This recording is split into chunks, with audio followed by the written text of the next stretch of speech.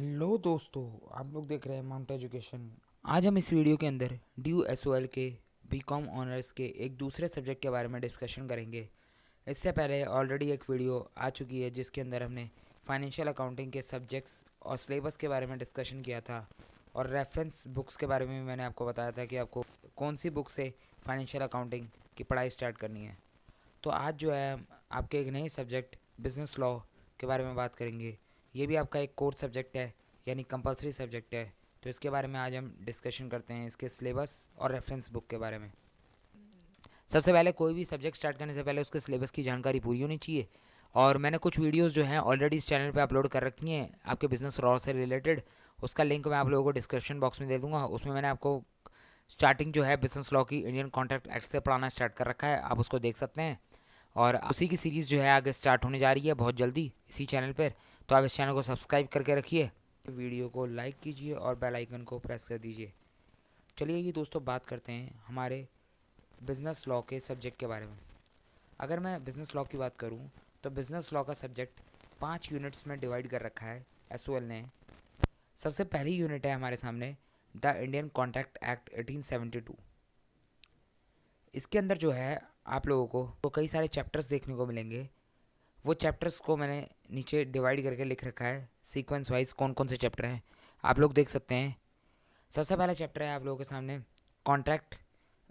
इसके अंदर meaning of contract पढ़ना पड़ेगा, classification of contract, kinds of contract और essentials of a valid contract. तो फर्स्ट चैप्टर के अंदर आपको ये सब पढ़ना है। सेकेंड चैप्टर की मैं बात करूँ तो वो है हमारा offer and acceptance. Third chapter है कंसिडरेशन। फोर्थ चैप्टर है capacity to contract. Fifth chapter free consent. ये सभी जो चैप्टर्स हैं ये इंडियन कॉन्ट्रैक्ट एक्ट 1872 का ही पार्ट है। फिर आता है अगला चैप्टर लॉफुल कंसिडरेशन और ऑब्जेक्ट्स। उसके बाद void agreement, discharge of contract. इसके अंदर मोड्स ऑफ डिस्चार्ज पढ़ना है। उसके बाद आता है breach of contracts, contingent contract और कोजाई कॉन्ट्रैक्ट। ये सारे चैप्टर हैं हमारे द इंडियन कॉन्ट्रैक्ट एक्ट 1872 के। तो फर्स्ट यूनिट यहाँ पर हमारी ख़त्म होती है। सेकेंड यूनिट के अंदर जो है हमें पढ़ने हैं स्पेशल कॉन्ट्रैक्ट्स। ये कुछ स्पेशल काइंड ऑफ कॉन्ट्रैक्ट हैं जो स्पेशल केस में या कहूँ मैं स्पेशल कंडीशंस में लगते हैं। सबसे पहला आता है कॉन्ट्रैक्ट ऑफ इंडेमनिटी। दूसरा है हमारे पास कॉन्ट्रैक्ट ऑफ गारंटी। तीसरा है कॉन्ट्रैक्ट ऑफ बेलमेंट। फोर्थ है कॉन्ट्रैक्ट ऑफ प्लेज। और फिफ्थ है कॉन्ट्रैक्ट ऑफ एजेंसी। तो आपको स्पेशल कॉन्ट्रैक्ट वाली यूनिट के अंदर ये 5 चैप्टर्स पढ़ने हैं। उसके बाद आती है हमारी तीसरी यूनिट। तीसरी यूनिट की बात करूँ तो वो है हमारी the sale of goods act 1930। इसके अंदर आपके कुछ टॉपिक्स डिवाइडेड हैं, वो आपने पढ़ने हैं। सबसे पहला टॉपिक है हमारे पास कॉन्ट्रैक्ट ऑफ सेल। उसके बाद आता है हमारा अगला topic meaning and difference between sale and agreement to sale. तो इसमें एग्रीमेंट सेल और एग्रीमेंट टू सेल के बीच डिफरेंस पढ़ना है। उसके बाद आता है अगला कंडीशन एंड वारंटीज़। फिर आता है next transfer of ownership in a contract of sale. सबसे पहले फिर अगला है performance of a contract of sale. दूसरा इसके अंदर दूसरा टॉपिक और लास्ट है हमारे पास unpaid seller of LLP and meaning and rights of an unpaid seller. तीसरा है हमारे सामने feature advantage and disadvantage of LLP। क्या मीनिंग होता है अनपेड सेलर का, मीनिंग ऑफ LLP एग्रीमेंट होते हैं अनपेड सेलर को। उसके बाद आता है डिफरेंस बिटवीन LLP, तो ये पढ़ना है हमें, यानी लिमिटेड लायबिलिटी पार्टनरशिप। तो हमारी फोर्थ यूनिट आती है and partnership and joint stock company. तो LLP के बीच या फिर नॉर्मल पार्टनरशिप और जॉइंट स्टॉक कंपनी, इन तीनों के बीच डिफरेंस बिटवीन पढ़ना है, आखिर क्या डिफरेंसेस होते हैं तीनों में। उसके बाद है procedure of registration and incorporation of LLP।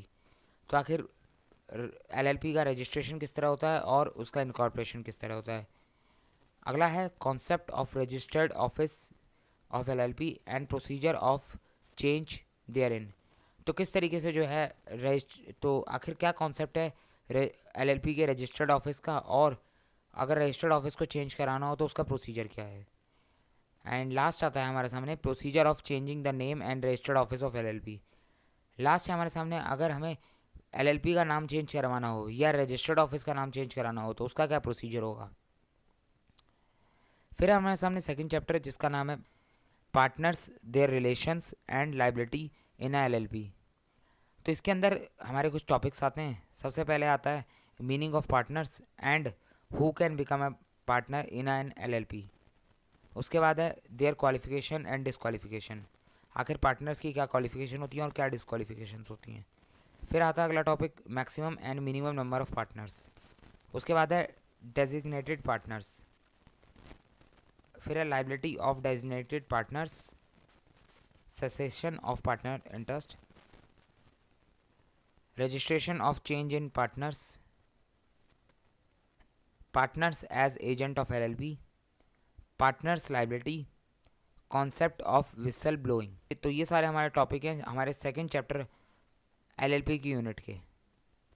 अगला आता है हमारे सामने third chapter financial disclosure and winding up of LLP, जिसमें हमें पढ़ना है meaning of financial disclosure of LLP, describe the concept of taxation of LLP and the rules regarding it, discuss the provision of conversion of LLP company into LLP, यानी क्या procedure होगा जब partnership का conversion होगा LLP में या फिर company का कन्वर्जन होगा LLP में, तो उसका प्रोसीजर क्या है वो जानना है। Discuss the effect of conversion, अब कन्वर्ट तो कर दिया, आखिर उसका इफेक्ट क्या क्या आएगा वो भी जानना है। Meaning of winding up of LLP, आखिर LLP का वाइंडिंग अप का मतलब क्या होता है।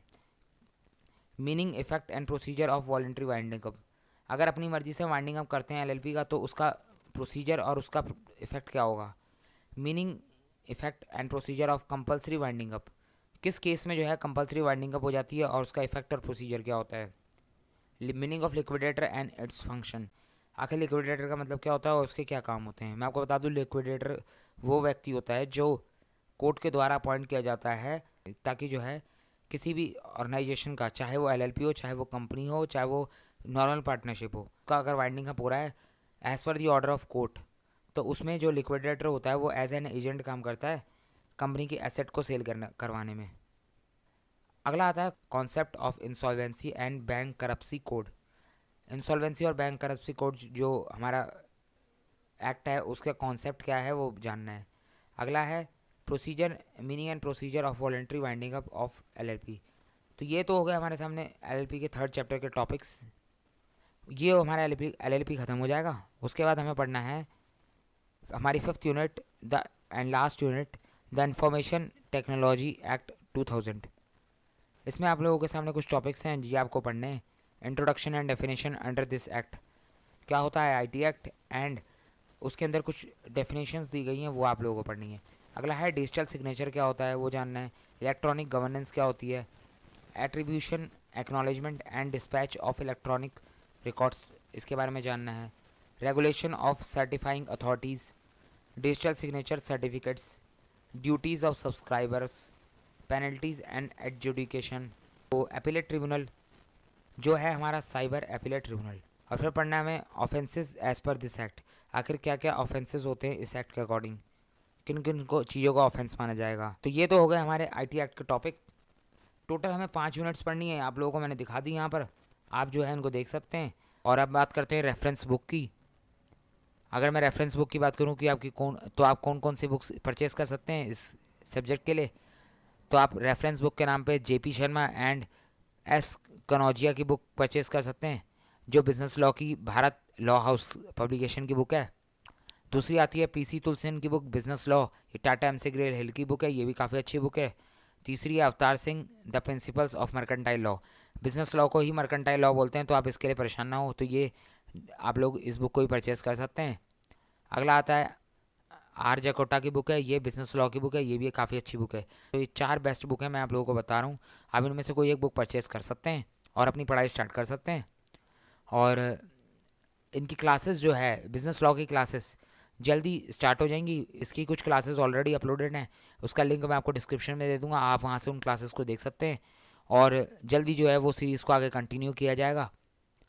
और अगर आपके कोई डाउट है तो आप कमेंट सेक्शन में पूछ सकते हैं, कोई डिमांड है तो वो भी आप रख सकते हैं कमेंट सेक्शन में। किसी टॉपिक के ऊपर वीडियो बनवाना चाहते हैं तो आप बनवा सकते हैं। और बाकी इस वीडियो को लाइक कीजिए, ज़्यादा से ज़्यादा अपने दोस्तों के साथ शेयर कीजिए, चैनल को सब्सक्राइब कीजिए। और अब मिलते हैं अपनी अगली वीडियो में।